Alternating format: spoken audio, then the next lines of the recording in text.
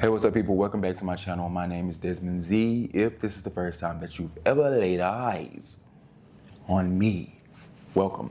It is time to do a monthly wrap up. It's the end of the month. So it's time to do a wrap up. It actually be the beginning of the month when you see this, but that's neither here nor there. Let's just get into it and talk about the books that I read in the month of April. Damn this year.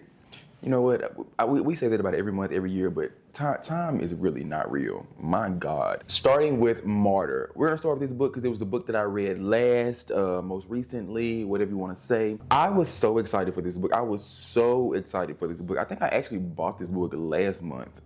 Yeah, and I started it and I was into it. I was feeling it. I was getting down to the get down. And then things fell apart, and I actually DNF'd it. But it was a soft DNF because I knew I was going to come back to it, and that's exactly what I did. And do I regret that decision? Possibly, maybe, yes. Not a full yes. I'm actually sort of glad that I saw it through and I finished it, but that doesn't mean I enjoyed it. I really did like the first half, or at least like the first quarter of this book. And then, like I said, things started to fall apart. It's about this guy named Cyrus. He is an Iranian American. He came to America when he was like 2 or 3 years old, I believe. It's just him and his father. His mom had died before he gained consciousness. I think he was probably like maybe 6 months, a year old, something like that. I don't know. He was very young when his mother died.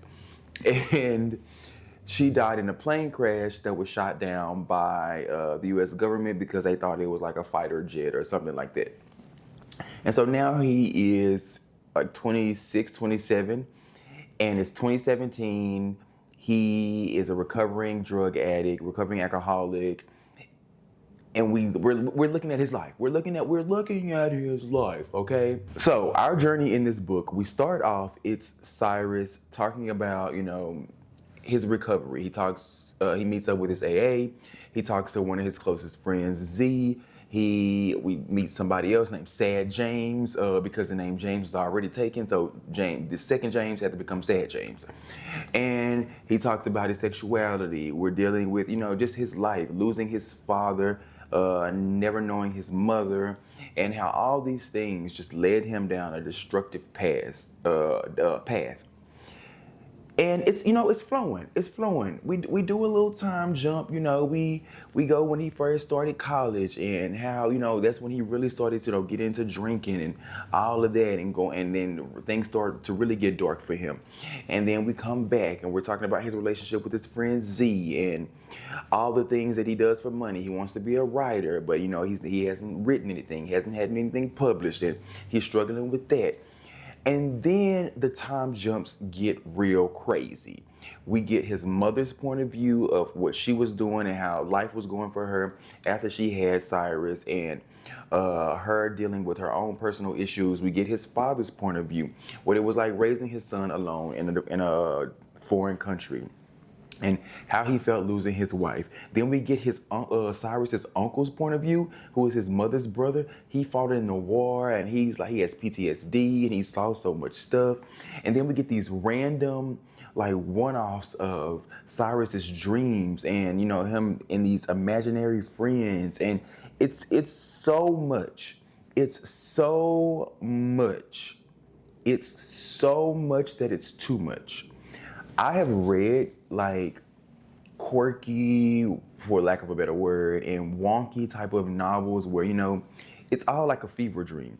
And sometimes that works for me. I've read books like that. I can't think of many off the top of my head, but I'm gonna find some and I'll put them on the screen. Or maybe I won't. I might be lazy when I edit this. Who knows? I guess we'll find out. But I've read books where things, they're not linear, and that has worked for me in the past, but this is one that just did not work. I feel like we were all over the place. We were doing a lot, and it wasn't for me. It was not for me. If you look at the reviews for this book, people love this book. People love it. They love it down. They love it down. But unfortunately, I am not one of those people. The author of this book is a poet. You see that it's very evident in this novel. But I'm sorry. I was just not the intended audience for this book, and I'm okay with it. I am okay with that. So if you decide to read this, just know you are in for a lot. You are in for a lot. Because yeah, once we started getting imaginary friends and everybody in their grandma point of view and things just were not, it didn't make sense a lot of the time. Yeah, and I know sometimes things like this, it's like you have to read it again, or you have to just go back and really just study it and just let it just soak it in for you to really get it. Sometimes when I do a soft DNF, like I'll just pick up right where I left off because like I can remember, oh, okay, I remember this happening. Da da da da da da da. Okay, it's coming back to me, and I just continue. With this one, I actually started over from the jump, from the start. I started over, and it still didn't work for me. So yeah, Martyr just wasn't. It wasn't a win for me. It wasn't. I also read Funny Story by Emily Henry. I talked about that earlier in the month because I actually got an advanced listening copy for that from Libro FM, and I really enjoyed that book. Like I said before, so if you want to see a full review for that, you can watch the video that I will insert the little card here. How to Solve Your Own Murder. I talked about that book as well in a previous video, and that's the book that actually that actually sent me into a reading slump, I believe, that I talked about in my last video. I said I was in a reading slump. That book was the cause. That book was the cause. And I'm actually really upset that I finished that book because it got to a point where I was like, just DNF it. You actually are not enjoying this. Don't keep going. But I did it anyway, like an idiot.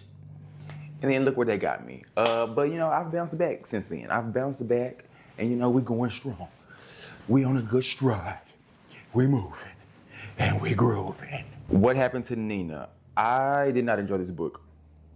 I did not enjoy this book, and we're just gonna go ahead and we're just gonna say that right there. We're gonna go ahead and say that. Okay? What happens to Nina is about this girl named Nina. She's like 21, 20, 18. She's somewhere in between like high school and college. Yeah, it's college. Yeah. So she's somewhere between like 18 to 20, I believe. Nina has gone missing, and everyone suspects her boyfriend Simon is the one who did it because they left and went on this camping trip to his family's cabin, and he came back, but she did not. So now her family's looking for her, and we don't everyone knows. Everyone, we know you did it, boy. We know you did it. Simon's family is very stereotypical. We have a woman who's married to a man who has a lot of money. What he says goes, and he just wants a hot young thing on his arm, and he goes around throwing his money around and hobnobbing and rubbing elbows with other rich and elite people so that he can get his way. She spends his money and also tucks some away, so just in case he want to get her ass to boot, she can have something to fall back on. And she's very much that type of boy mom where, oh, my son can do no wrong, and oh my gosh, I'm always gonna take up for him, blase, blase, blase. And then Nina's family, the mom has her own bed and breakfast. The dad is, I believe he's a professor or something. I can't remember what the dad did, child, but he did something. And we spent our time trying to figure out what happened to Nina. I did not enjoy this book. And yeah, I don't really have much else to say about it. Yeah. When it comes to thrillers or mysteries, anything like that, I'm very particular with mine. So, and this just did not fall into the category of Desmond's enjoyment. So yeah, like I said, nothing else to say. I didn't enjoy it, so I didn't enjoy it. And that's just what happens in life. So, oh my God. So moving on. Javier Perez is the main character of our next book titled Victim. This is a satirical novel, and let me tell you right now. I've said it before. Me and satire don't always mix. We don't always mix, and it's hit or miss, and most times it's a miss. So I'm gonna let you know right now, it's mostly me, not the book. Anytime it deals with a satirical novel, I know. I keep trying, knowing it's not really my thing. but I try it anyway. This book also reminded me a lot of Black Book, which I read back in 2022, and I did not enjoy that book either. It's also a satirical novel, but it deals with a lot of the same themes. Like, yeah, they were sisters. They were sisters. This book, they really remind me a lot of each other. But this one is about this guy named Javier Perez, who we meet him when he's in high school, close to the end of high school, getting ready to graduate college.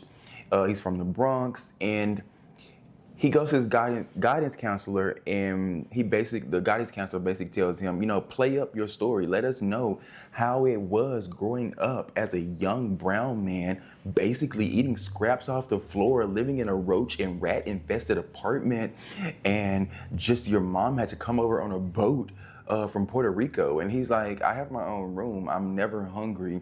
And I'm an only child, and my mother loves me.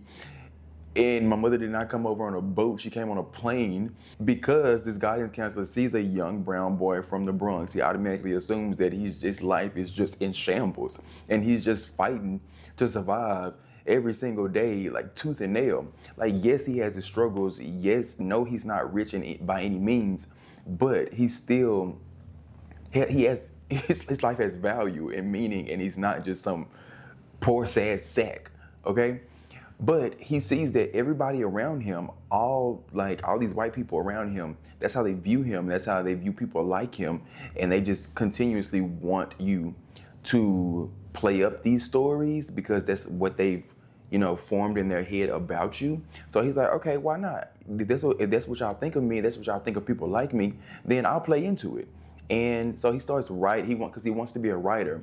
So he writes this essay. He gets into college, and he continues to move up, and make moves as a writer, doing this, creating these stories, embellishing these stories, and going along with this narrative that, he's a victim and everybody else is around him is a victim. So as you're reading this book, it's like, who are we pointing out is at fault here? Is it the people who actually do play up, their victimhood and play into it to get ahead? Or is it the people who automatically place that story on you, so now you have no choice, kind of, but to play this role in order to get ahead? It's like, okay, you don't see me for who I actually am, so now I have to actually be this. So who's at fault here? And I guess that's the reader's job to decide. But the reason I didn't really enjoy this book, one, I said I don't really enjoy a lot of satire. Two, is because it was kind of like we'd have someone, most time, 9 times out of 10, a white person, say or do something dumb, or, there'd be some type of microaggression, and then he'd go and create a story from it. And we'd wash, rinse, and repeat. And that's basically what most of the book was. An incident happened, he'd write about it. An incident happened, he'd write about it. An incident happened, he'd write about it. And we get kind of, his thoughts about it and how he feels doing it or whatever. But that's really all it was. There wasn't no wiggle room. It wasn't no wiggle room. I wanted a bit more. Like, I did laugh a few times. I'm not gonna lie to you, because there was like a joke in there about Jay-Z, not at Jay-Z's expense, but that mentions Jay-Z. I won't spoil it, maybe, because if you read it, then I think the joke was funny. If you know who the other person was that gets compared to Jay-Z, you'll think the joke is funny. And at the end, I will say also at the end, I did it kind of got me. The character Gio, his best friend, who goes to jail. That's not a spoiler because I think that's actually in the synopsis. Gio goes to jail. I kind of wish Gio could have been around more, because he's around in the beginning, and then at the end he comes back. Once again, that's not a spoiler. And Gio was actually really funny, and I enjoyed his character a lot. Like, I kind of wish he could have been around more. Like, obviously I know he was in jail, but I wish there was a way that the author could have maybe written him in a bit more, because I really enjoyed Gio. He was actually better to me than the main character. So yeah. The Kiss Countdown. This is a romance novel about A-Marie and Vincent. A-Marie is a party planner. She is kind of down on her luck because she is no longer working for this company that she used to work for because they let her go because she did something that it was a disaster. It was a disaster. She done fucked up, and now she done lost her job, and now she's trying to regain credibility, get her reputation back, so that she can get her own thing going, and she can get back to planning these events and these parties and get a little money. She's also struggling with the fact that her mom is sick. Her mom has sickle cell. And this is another book. This is like the second book that I've read recently that deals with sickle cell. And we have Vincent, who is an astronaut. She first meets him in a coffee shop where she runs into her ex. Hold on, let me back up a little bit. She's in this coffee shop and she runs into Vincent. I think because she bumps into him and spills coffee on his shirt or whatever. And they have this whole little exchange or whatever. And then she's back at that coffee shop and she runs into her ex. And he's with his new girl. And then she sees Vincent come in and she's like, oh, this is my new boo. Because she's trying to save face to prove to her man, her ex-man, that I don't need you. I done moved on. And you ain't gonna see me here around her crying over you, boy. I got me a new thing. And why am I talking like that? So she pulls Vincent into this whole ordeal. Vincent, somebody that he knows was actually there and overheard the whole thing. It's just like, oh, this your new girlfriend. This the one you ain't introduced to us. You been hiding her. Invite her down to the family reunion, to the party, to the get-together. Blase, blase, squaze. Okay? So then they have to start this whole fake dating thing. And the story, it goes from there. Let me just say that April was not completely kind to me. I was in a fucking reading slump. Most of the books that I was really looking forward to kind of let me down, or they really weren't for me. It wasn't really a good reading month for your boy. So this is another book that I will actually say, I don't think this is a bad book by any means. This is just a book that I never really cared about the characters. I never fully got into it. There were a few hee ha ha moments where, I just did a little, there was a little chuckle or something, but I never actually got invested into the characters and cared about them. There's no other way to put it. And it's just the luck of the draw sometimes. Like I said, I don't think this is a bad book by any means. I would still recommend you to read it because you probably will really enjoy it. It was cute. It was a cute little fun story, but yeah. It just didn't fully do it for me. The boy in the field, that boy's down in the field. This book is about Matthew, Zoe, and Duncan. It is 1999. 1999. And these three siblings are on their way home from school and they see this boy in the field. He passed out, he laid out, he unconscious. They trying to figure out what the hell is going on, where you come from, boy. So they go and get help and they're like, oh my God, help this boy, he in the field, he passed out, he dying, he dead. Oh my God, it's called 999. Call the people. And I said 999 because they over there across the pond. They ain't in the US of A where we call 911. So they're like, oh, 999, get this man some help. Please help me, please. I was thinking with my brain, with my thinker, I thought it was going to be trying to figure out who hurt this man. What's going on? But it turns into more of a coming of age story. They all have their own awakening once they find this boy in the field. And I thought it was going to be more of a, who the hell hurt this boy and why is he in the field? So it was more so this thing didn't really give me what I was looking for. That's what this was. So once again, a book that I wouldn't necessarily say it was bad. It just didn't do what I thought it was going to do. And that's the running theme. And I do apologize if I since I cannot come here and tell you, oh my God, I love this, I love that, I love that, blase, blase, blase. But that's just the way it goes sometimes. That's just how it be. That's just how it be. But like I say all the time, you may actually really enjoy these books. You may pick them up and love them. You may love them. But I unfortunately did not. And I wouldn't lie to you. I'm not gonna lie to you. I can't. And I can't, but I can't. I can't lie to you.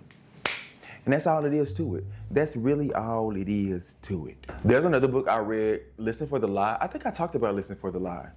Yeah. I think I talked about that in a previous video. If I didn't, just know I didn't enjoy that one either, so it really don't even matter. So yeah, there's that.